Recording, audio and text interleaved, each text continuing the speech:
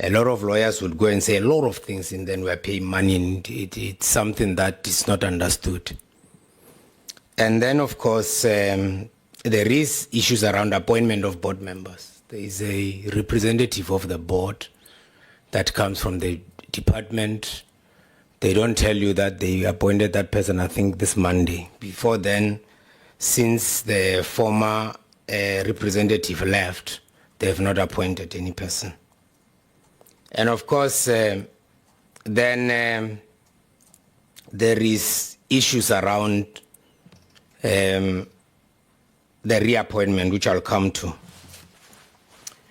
And then I'm going to tell you about the SIU, because I think it becomes important that when you deal about this issue, Chair, you think about this issue about the SIU and what had happened in this regard. So all these things are stuck in the Department of Transport, and they have not gone anywhere. We've been asking for them to come, they have not. In fact, the only thing that they did is that we received a letter from the Deputy Minister talking about the withdrawal of the draft amendment bill.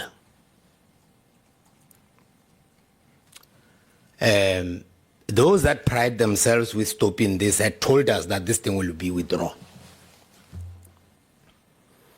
And indeed it was withdrawn. Replaced with what?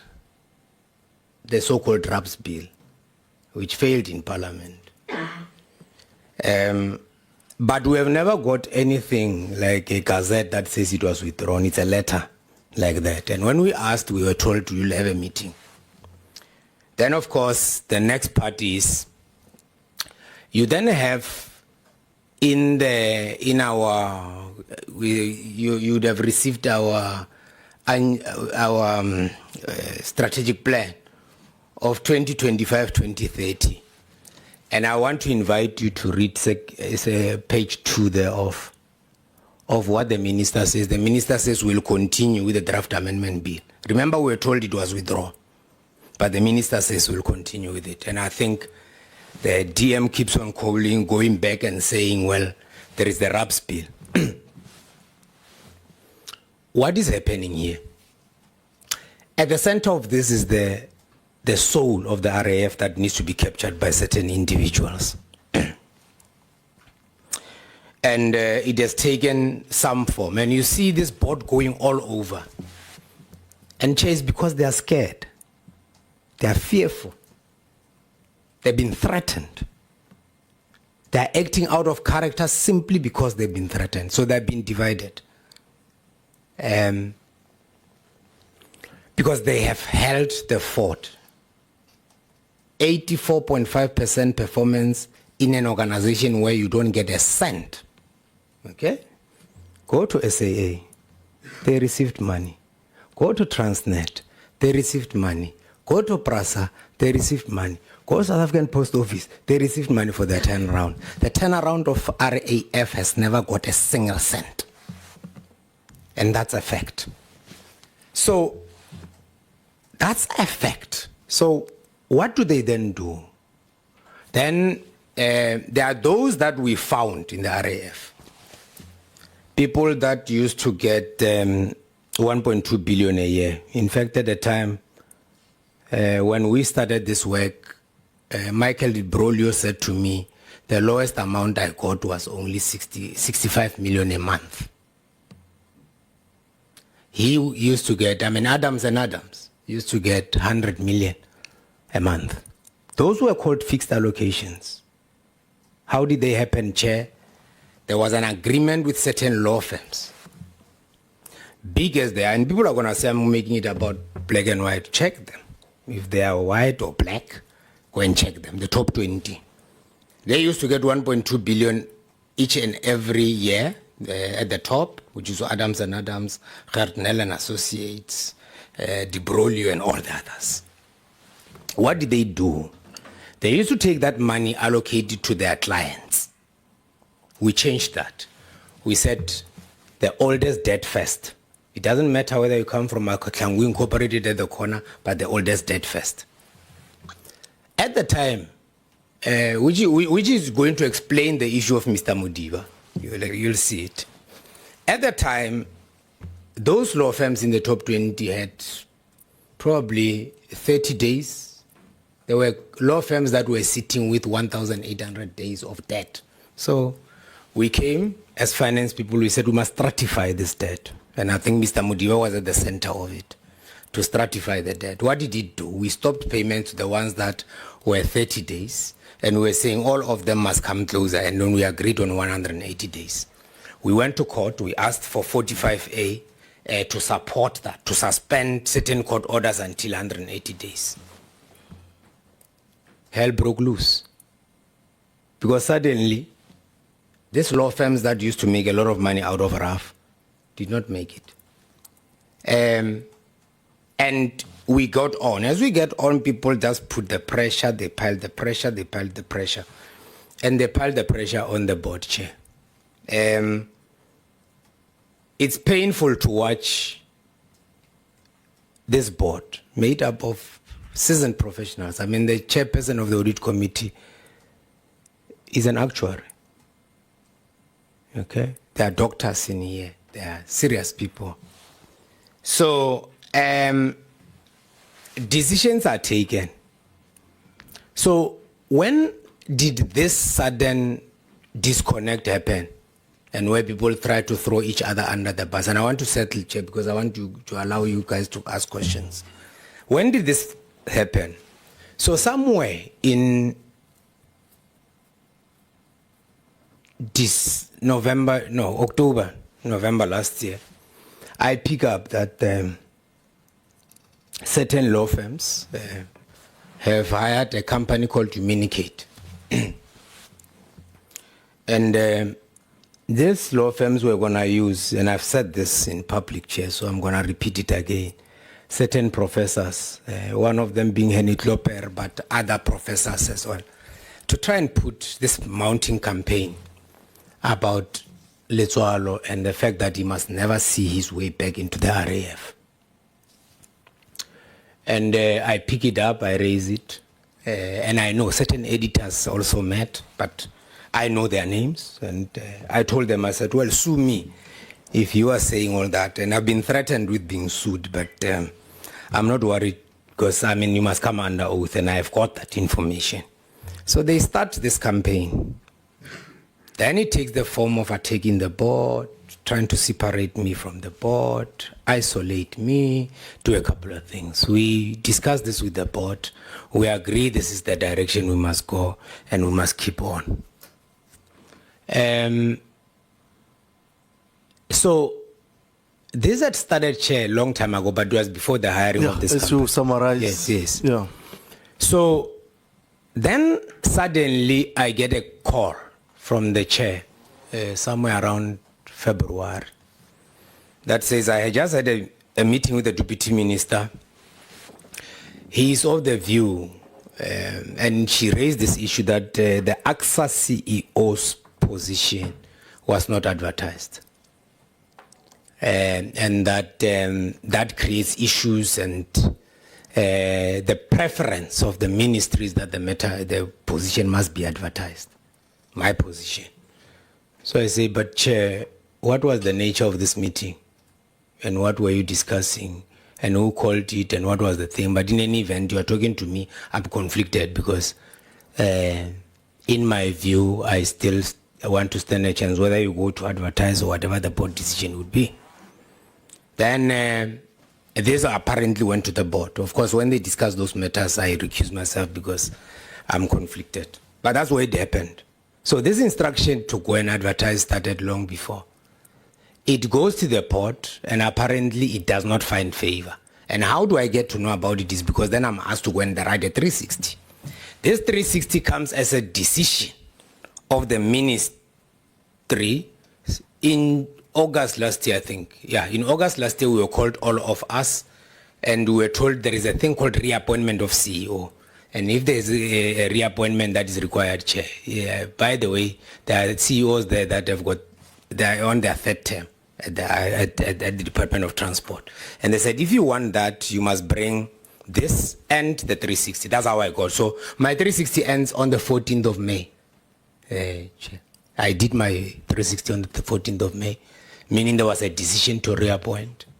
So then what also happens in this space is that we are now pushed at Scopa. This thing, come. And there's an SIU thing.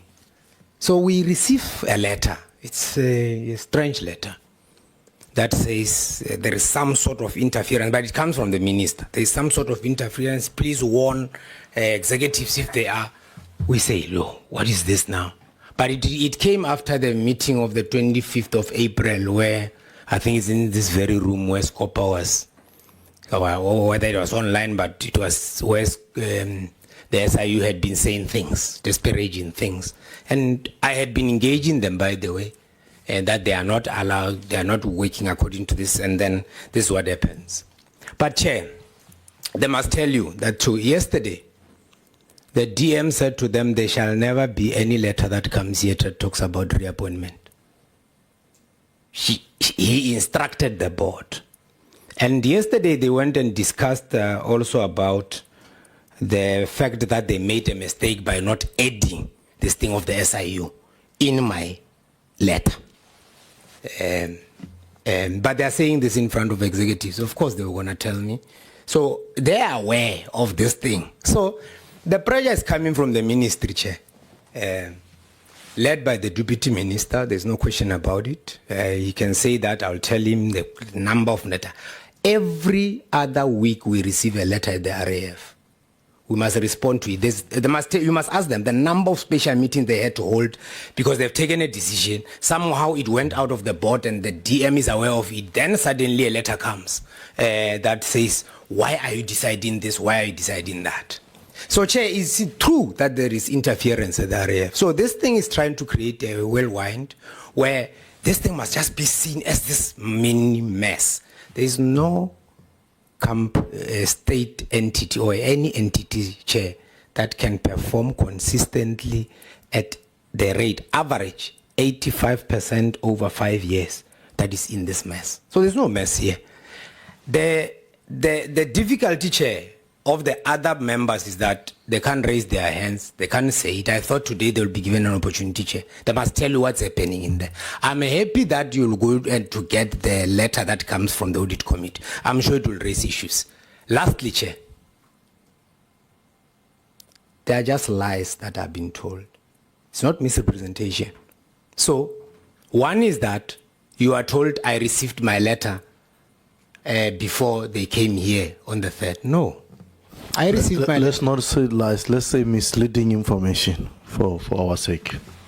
Okay, Chair. Yeah, for the sake of our record. It's fine, Chair. Can I be allowed to use a fib? Is it a fib? No, just use misleading information. Okay. So there's disinformation, misinformation, and all that. My letter I received on the 25th, 25 past 9. I was watching. As my suspension was there, everyone in South Africa was seeing it. My children are seeing it for the first time. I've not even spoken to them. There it is. My wife sees this. She calls me. What's going on? I'm like, love, I don't know. All right? The suspension of Mr. Modiba, the very same thing, Chair. All right? But, Chair, I want to touch on one aspect. I'm going to deal with that. But, yeah, as I conclude, because then there is a story about the 27th, the 28th. No, I was coming here. In fact, I can give you tapes of what the chair says. Apparently, this thing was about to be compassionate leave. She was supposed to talk to me as the chairperson, and suddenly this is a decision that is taken to place me on special leave. That was not a board decision, Chair. I can assure you. So now, every time these other board members raise issues, they are then muzzled. So I come here, I fly on the 27th at night. They know that I'm flying at a 9 o'clock flight. Then at 10 to 11 at night is then that I receive no one even says check your email, nothing. As I'm preparing to come to Scopa at around 7, I wake up, I check. Oh, I see this thing. It's even telling me who's going to act on my behalf. Of course, I call the part 2 and I say, part 2 take over, and he's resisting. No, I can't go there without you. No, go, man. It's fine. Because the aim was that if I come here, then I'll be insubordinating. If I came here, Chair, I would be insubordinating the letter that placed me on an unlawful special leave. Okay, so I decided to stay in the hotel. I watched this whole drama at the hotel. I had the chair sitting here adding reasons for my special leave, which were not even in the letter. But then, fast track, the next day, Chair, they were, as I conclude, they were at all these things they are doing now, suspending this person, doing this, and ultimately they want to remove Part 2 as well.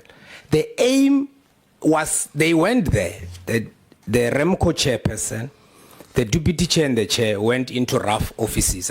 Fortunately for us, someone was sitting next door and listened to everything they were saying. It was to suspend me, suspend Sefutle, suspend Mambi, Kumalo, remove Mpomanyasha back to her position, put Part 2 is malleable, they can do whatever they want to control him, and then appoint certain people. In that meeting, they were calling people that were below us. Come here, tell us about this. We want to appoint you in that position and all that. That's what they would be doing the next day after the 28th. I wrote them a letter on the 30th because they had said that my special conditions were going to be discussed by the 30th, and they didn't. And they did not bring it to the attention of the board. Notwithstanding the fact that they had told me. When I realized it, that Saturday on the 31st, I sent them a letter. And in it, they were saying a lot of other things. You'll see it in my papers, Chair. It's attached there. But, Chair, I'm sitting here. The chair has arrived here with her bodyguards. They've taken away my security. I flew alone. There were people that tried to kill me twice, and they know it. And that's why I've got security. Today, I'm for the taking, Chair. And they made sure. And for me, Chair, let me say this as I conclude. Yeah, conclude. I'm prepared to die, Chair, for the truth. I am prepared to die for taking on the likes of Discovery, the likes of Bonitas, the likes of Gertnel and Associate, the likes of any other person in the interest of South Africans. This 50 billion that we talk about was going into those hands. Today it's sitting in the hands of South Africans, and I'm proud of it. Anything that happens to me, Chair, I'm not a coward. I've never been brought up like that. And for me, it's fine. Thank you. Thanks, Chair. Thank you very much. Honorable members, I'm going to allow you, I think the information to a great extent is sufficient. If you may say you are not answered, but I'll allow you opportunity.